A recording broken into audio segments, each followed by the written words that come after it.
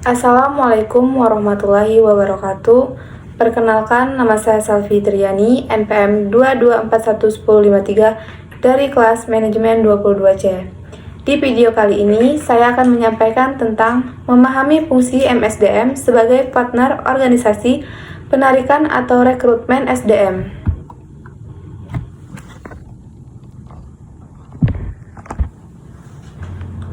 Fungsi rekrutmen manajemen sumber daya manusia. Salah satu kegiatan yang dilakukan dalam manajemen sumber daya manusia adalah mendapatkan orang-orang yang tepat untuk mengisi posisi atau jabatan dalam organisasi. Kegiatan ini dinamakan rekrutmen, penarikan, atau penerimaan pegawai.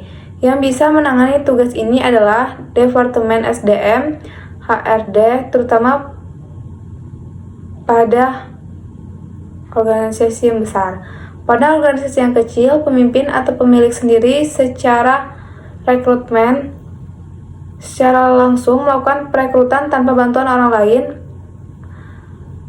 Rekrutmen adalah serangkaian aktivitas mencari dan memikat pelamar kerja dengan motivasi, kemampuan, keahlian, dan pengetahuan yang diperlukan guna menutupi kekurangan yang diidentifikasi dalam perencanaan kepegawaian. Sedangkan menurut Faustino Cardoso Gomez, rekrutmen merupakan proses mencari, menemukan, dan menarik para pelamar untuk dipekerjakan dalam dan oleh suatu organisasi. Rekrutmen adalah proses pencarian dan pemikatan para calon karyawan yang mampu untuk melamar sebagai karyawan. Perekrut dinamakan sebagai recruiter. Rekrutmen adalah fungsi MSDM yang pertama dan terutama. Pelamar dicari dan diundang, atau sebaliknya, diharapkan yang datang melamar itu banyak, sehingga akan dapat terseleksi karyawan yang terbaik. Tujuan rekrutmen. Mengapa rekrutmen penting? Jika organisasi tidak menyediakan jumlah dan mutu SDM pada waktu yang tepat, maka akan mengganggu produksi, pelayanan, dan keuangan. Tujuan utama dari proses rekrutmen dan seleksi adalah untuk mendapatkan orang yang tepat bagi suatu jabatan tertentu, sehingga orang tersebut mampu bekerja secara optimal dan dapat bertahan di perusahaan untuk waktu yang lama. Tujuan rekrutmen antara lain untuk memikat sekumpulan besar pelamar kerja sehingga organisasi akan mempunyai kesempatan yang lebih besar untuk melakukan pemilihan terhadap calon pekerja yang dianggap memenuhi standar kualifikasi organisasi. 2. Tujuan pasca pengangkatan adalah penghasilan karyawan-karyawan yang merupakan pelaksana-pelaksana yang baik dan akan tetap bersama dengan perusahaan sampai jangka waktu yang masuk akal. 3. Upaya-upaya perekrutan hendaknya mempunyai efek luberan, yakni citra umum organisasi haruslah menanjak dan bahkan pelamar-pelamar yang gagal haruslah mempunyai kesan-kesan positif terhadap perusahaan. Proses rekrutmen. Proses rekrutmen berlangsung mulai dari saat mencari pelamar hingga pengajuan lamaran oleh pelamar. Oleh karena itulah, rekrutmen sebagai salah satu kegiatan manajemen sumber daya manusia tidak dapat dilepaskan kaitannya dengan kegiatan lain seperti deskripsi dan spesifikasi pekerjaan atau jabatan sebagai hasil analisis pekerjaan atau jabatan yang memberikan gambaran tentang tugas-tugas pokok yang harus dikerjakan. Proses rekrutmen ini adalah proses mencari, menemukan, mengajak, dan menetapkan sejumlah orang dari dalam maupun dari luar perusahaan sebagai calon tenaga kerja dengan karakteristik tertentu seperti yang telah ditetapkan dalam perencanaan sumber daya manusia. Hasil yang didapatkan dari proses rekrutmen adalah sejumlah tenaga kerja yang akan memasuki proses seleksi, yakni proses menentukan kandidat yang mana yang paling layak untuk mengisi jabatan tertentu yang tersedia di perusahaan setelah diadakan perencanaan SDM dan analisis serta klasifikasi pekerjaan. Rekrutmen merupakan proses komunikasi dua arah. Pelamar menghendaki informasi yang akurat mengenai berbagai informasi perusahaan atau organisasi yang bersangkutan. Sedangkan perusahaan atau organisasi sangat menginginkan informasi yang akurat tentang pelamar-pelamar tersebut sebelum diangkat menjadi karyawan. Beberapa alasan dilakukan rekrutmen: berdirinya organisasi baru, adanya perluasan kegiatan organisasi, terciptanya pekerjaan-pekerjaan dan kegiatan baru, adanya pekerjaan yang pindah ke organisasi lain, adanya pekerja yang berhenti baik dengan hormat maupun tidak hormat, adanya pekerja yang berhenti karena memasuki usia pensiun, dan adanya pekerja yang meninggal dunia. Pada perusahaan besar, proses rekrutmen seleksi dapat digambarkan sebagai berikut. 1. Proses rekrutmen diawali dengan sebuah perencana SDM. Direncanakan kuantitas dan kualitas SDM. Yang dibutuhkan perencanaan SDM memberi peluang rekrutmen, dengan kata lain ada kebutuhan berarti ada permintaan. Ada lowongan. 2. Langkah berikut adalah mulai mencari calon karyawan pelamar melalui berbagai metode atau saluran. Makin banyak pelamar, makin banyak pilihan. Pelamar akan diseleksi berdasarkan kriteria atau persyaratan yang telah digariskan perusahaan. Kriteria atau persyaratan mendapatkan calon yang memuaskan, yang diharapkan, yang cocok, tepat, sesuai. Selanjutnya lihat proses seleksi. Sedangkan pada perusahaan kecil, proses rekrutmen seleksi dapat digambarkan sebagai berikut. 1. Rencana rekrutmen datang dari pihak manajer atau pemilik. 2. Persyaratan juga ditentukan dari pendapat manajer atau pemilik.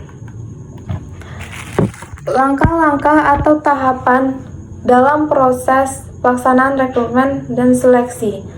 Beberapa langkah-langkah atau tahapan dalam proses pelaksanaan rekrutmen dan seleksi antara lain: 1. Mengidentifikasi jabatan yang lowong dan berapa jumlah tenaga yang diperlukan. Proses rekrutmen dimulai saat adanya bidang pekerjaan baru di perusahaan. Karyawan dipindahkan atau dipromosikan ke posisi lain. Mengajukan permintaan pengunduran diri, adanya PHK, atau karena pensiun yang direncanakan. Dengan melihat dinamika dari beberapa hal tersebut dan mencocokkannya dengan perencanaan sumber daya manusia yang sudah tersusun, jika ada, maka akan diketahui jabatan apa saja yang sedang lowong dan berapa jumlah tenaga kerja yang dibutuhkan untuk mengisi jabatan tersebut. 2. Mencari informasi jabatan melalui analisis jabatan. Untuk memperoleh uraian jabatan dan spesifikasi jabatan sebagai landasan dalam membuat persyaratan jabatan yang harus dibuat secara hati-hati dan sejelas mungkin agar dalam penerapannya tidak ditemui berbagai kerancuan dan mengganggu proses selanjutnya. Yang ketiga, menentukan sumber kandidat yang tepat. 2 alternatif untuk mencari kandidat, yakni dari dalam perusahaan atau dari luar perusahaan. Jika diambil dari dalam, apabila kebutuhan staf untuk masa yang akan datang telah direncanakan, maka perlu juga diketahui siapa kira-kira karyawan yang ada saat ini yang dapat dipindahkan atau dipromosikan. Jika kandidat harus dicari dari luar perusahaan, maka perlu dipertimbangkan dengan cermat metode rekrutmen yang tepat untuk mendapatkan kandidat tersebut. 4. Memilih metode-metode rekrutmen yang paling tepat untuk jabatan. Metode rekrutmen yang dapat dipilih oleh perusahaan dalam melakukan rekrutmen antara lain: what is B. Rekomendasi dari karyawan. C. Pengiklanan, baik jenis once and blind. D. Agen-agen menempatkan tenaga kerja, baik pemerintah maupun swasta.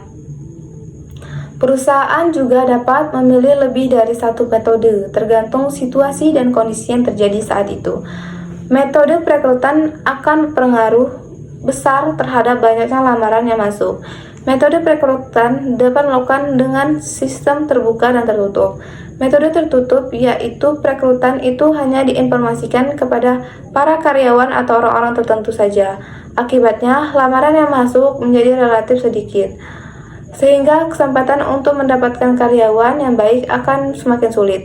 Biasanya situasi ini memungkinkan pimpinan yang tahu adanya lowongan, pimpinan yang menominasikan calonnya. Tidak jelas persyaratannya, metode ini menimbulkan nepotisme. Namun demikian, memang proses cepat dan murah. Iklan pada media massa baik cetak maupun elektronik agar tersebar luas ke masyarakat dengan lowongan diberitahukan.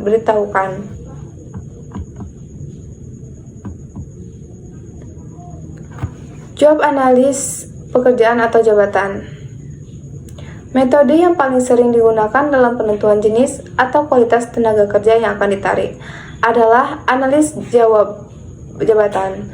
Seorang spesialis analis pekerja atau menganalisis dari informasi pekerjaan mulai dari nama, kode, tugas, aktivitas, syarat, ukuran, peralatan yang dipergunakan, kondisi kerja yang diinginkan, dan lain-lain. Dari analisis pekerjaan akan ditemukan dan ditentukan 1. Sejumlah tugas, aktivitas, atau kewajiban yang melekat pada suatu pekerjaan.